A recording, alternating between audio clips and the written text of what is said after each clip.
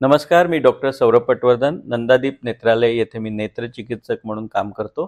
आज या व्हिडिओमध्ये आपण जाणून घेऊया की मोतीबिंदूच्या ज्या अद्ययावत अशा 2 शस्त्रक्रिया किंवा टेक्नॉलॉजी आम्ही वापरतो त्याविषयी. म्हणजे आपण जुन्या ज्या टेक्नॉलॉजीज आहेत ज्याच्यामध्ये SICS सर्जरी आहे, ECC सर्जरी याविषयी आता बोलणार नाही. आपण अतिशय लेटेस्ट ज्या टेक्नॉलॉजी आहेत त्याविषयीच बोलणार आहोत. याच्यामध्ये जी आत्ताची मेथड जी आता सर्वात उपलब्ध आहे सगळीकडेच, त्याला फेको इमल्सिफिकेशन टेक्नॉलॉजी म्हणतात. हीच एक मॅन्युअल फेको मेथड आहे.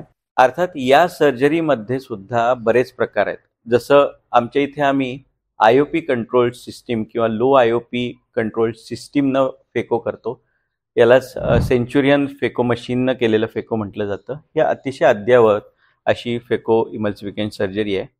आणि त्याच्याही पुढची आता आमच्याकडे उपलब्ध असलेली सर्जरी म्हणजे femto laser assisted cataract surgery. यालाच काही जण AI assisted laser cataract surgery असंही म्हणतात.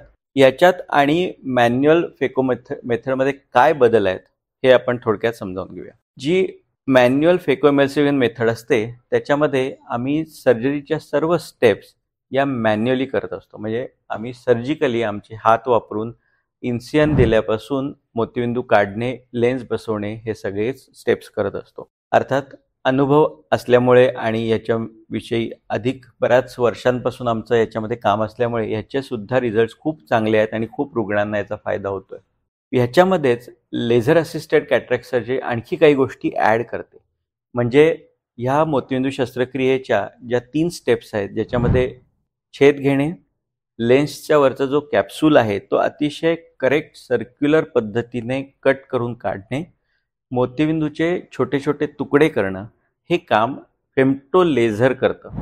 आणि हे लेझर आणि कॉम्प्युटरनं असिस्टेड असल्यामुळे हे अतिशय ॲक्युरेट होतं. म्हणजे ह्या मोतीबिंदू शस्त्रक्रियेच्या काही महत्त्वाच्या स्टेप्स हे लेझरनं केल्या जातात आणि त्यामुळे त्याची ॲक्युरसी वाढते, डोळ्यात लागणारी एनर्जी कमी होते, जी रिकव्हरी टाईम आहे, इन्सियन हिलिंग टाईम आहे तो कमी होतो. आणि त्याच्याहूनही सगळ्यात महत्त्वाचं म्हणजे आम्ही जी लेन्स डोळ्यात बसवतो तर त्याच्यावरचं जे कॅप्सूल आम्ही कट केलेलं असतं हे एक्झॅक्टली सर्कल आणि वेल सेंटर्ड असल्यामुळे याचा लॉंग टर्म जो बेनिफिट आहे तो म्हणजे ही लेन्स स्टेबल होण्यामध्ये त्याचा फायदा होतो.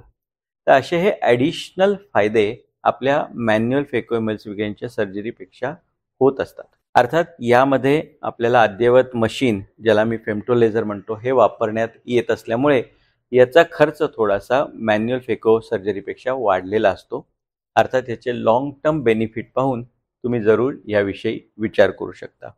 याविषयी जर तुम्हाला अधिक माहिती हवी असेल तर जरूर तुम्ही आम्हाला संपर्क करा आणि तुमच्या डोळ्याच्या पूर्ण तपासणीनंतर आम्ही तुम्हाला या लेझर असिस्टेड सर्जरीचे आणखी काय फायदे तुम्हाला होऊ शकतील किंवा तुम्हाला ही नवीन तंत्रज्ञान योग्य आहे की नाही याविषयी सल्ला देऊ.